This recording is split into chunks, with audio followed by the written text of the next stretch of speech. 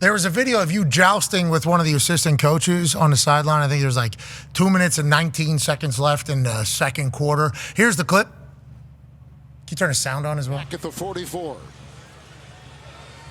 Look at Aaron Rodgers, who said this week, I'm open to taking a pay cut. I'd like to stay if they want me. I'm open, in fact, to mentoring a young quarterback should you draft one. And clearly that is on the Jets' radar. Okay, so there's a lot of things here. Who were you chirping with? And then what he said about taking a pay cut to stay on the Jets roster and mentoring a young quarterback, a la what you did with Jordan Love. When did that come out? And who all have you said that to in the Jets organization? Well, first that was me and Aubrey Pleasant, who's a secondary coach for them, for the Rams. So he was with the Lions in 22, I believe it was, got let go and came and spent time with us the rest of the year. And he was kind of doing like just learning the offense a little bit more with his time. You know, coaches, when they get released, unlike players, except unless you're a veteran guy, they still get paid. So he could kind of do whatever he wanted. He loves ball. He wanted to, you know, he's friends with Matt. So Matt let him come hang out with us in QB room. And him and I became fast friends. I just really enjoyed having him in the room. Great perspective on what the defense is thinking about, how they game plan for players. And he was on the sideline for them. And he was, just saying some stuff back and forth during some of the moments in the game. Obviously, he was in the room, and I was basically telling him, not to tell any of the effing secrets, and that I changed all the signals and a bunch of stuff to him. We were having a nice back and forth. The funny thing is, a couple plays later, he was yelling at me about don't call this one check that we have.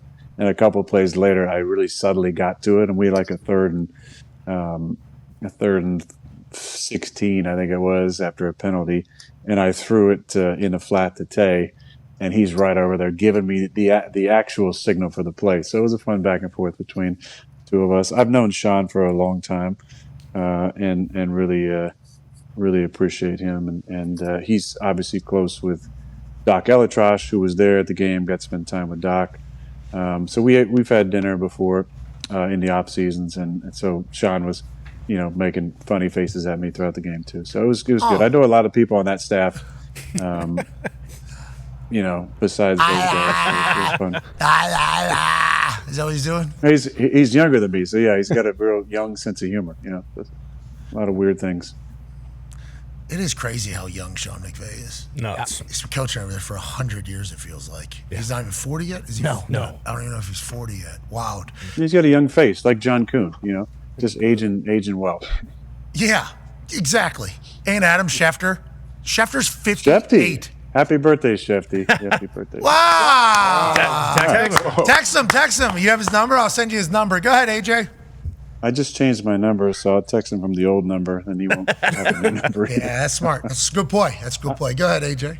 Aaron, during that clip, I don't know if you could hear. I believe it was Kevin Harlan probably on the broadcast talking about you willing to take a pay cut and mentor somebody next year if they bring in a young guy. What's that about? Is that something just the media asked you? Did they just pose that question to you? You said, "Yeah, of course, I'm good." Yeah, I mean, I was just answering a question. I can't remember if it was Rich Samini or somebody else asked. I think it was Rich asked a question about would you be open if they wanted you to come back and they said they wanted to draft the guy in the first round. I said, yeah, of course. I mean, wouldn't be the first time. I mean, maybe if they gave me a heads up, that would be the first time for that. But I know what it was like to be a first round pick and to be in the room with a Hall of Famer. And I tried to help Jordan as much as possible. And if there's a situation where the new staff came in and wanted me to be there, also wanted to make a pick for the future and pick a quarterback if there was one there they really liked, then yeah, of course. As far as pay cuts, I think I've already proven I'm willing to take a pay cut. I've made a ton of money, and I think if you look at both Devontae and I's contracts moving forward for next year, there's cap numbers that would need to be worked around if they wanted to bring us both back. But again, there's a lot of things. I think, Pat, you asked how many people in the organization know that. If they watch the interview, there's people that know that, but I haven't been going around telling people any of this stuff. Rich just asked me a question, I answered it. I haven't decided whether or not I want to play moving forward. They haven't decided, or maybe they have, but haven't told me what their plans are moving forward. I'm guessing they're going to, want to get a GM in here in the next few weeks, and then obviously let the GM be a part of making the coaching selection with who they want to go with. If they haven't made a decision, I mean, I think there's a world where they just say, hey, thank you, we're going to go in a different direction January 6th on AJ's birthday and his favorite holiday. There you go. And then that's a possibility. I think there's also a possibility we're going to wait and see who the new staff is. So how would that work? But either way. How would that work? You'd be sitting in your office, and Brick would come knock on the door and say, hey, we're letting you go? Time to go, bruh. Is that what he was? How would that? Now, on that note, Ty actually Not has. Jeff. Yeah, Aaron, just curious. No, not Coach Brick. No, yeah. Owner Brick. GM Brick. Head Coach Brick. Yeah. That's who we are talking All-encompassing Brick, really. With that being said. Yeah, Aaron, just curious. Listen, Obviously, first time, just to answer that, first time for everything. There's been a few of those, and this year, and first time in 20 years. But I've never been released before, so being released would be a first. Being released by a teenager, that would also be a first. So hey, I'm open to everything, and I find the comedy in all of it. If that happens, hey,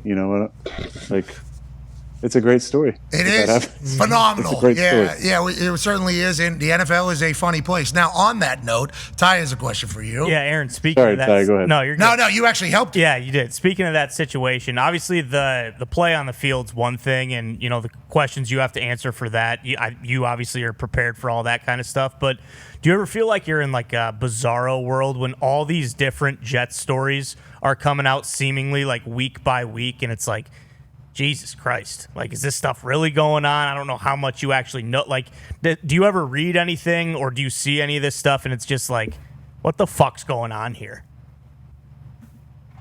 Yes, I do.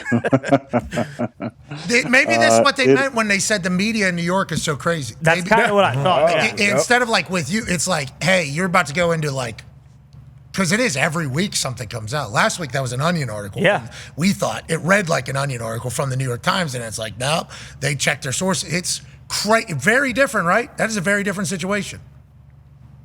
Than what I'm used to, yes. I think might be more status quo when it comes to New York. But yeah, there's definitely some leaks. There's some people that have relationships with people in the media. There's motivations for writing stories, it seems like, and nothing is surprising at this point. There's some interesting things that go on at every organization. Some that would like to be left uncovered, but it seems like here those don't always get left uncovered. It's crazy. It really is. They're covered. They get covered. Yeah. I don't think. Yeah. It's very uncovered. Yeah, but it's covered. That makes it uncovered. No stone unturned over there. No. Undercover boss. But all the time. Everywhere. Feels like. And obviously not great for the culture and everything like that, but it's crazy to kind of watch. Not great, yeah, not great for the culture, for sure. I've been following along with the Jets, obviously, since you went over there. And obviously I have friends that are Jets, but I haven't really paid close attention. And then now that I'm like paying close attention, it's like, wow. They're going to win. You guys are going to win. You guys are going to win. You guys are going to win, I think.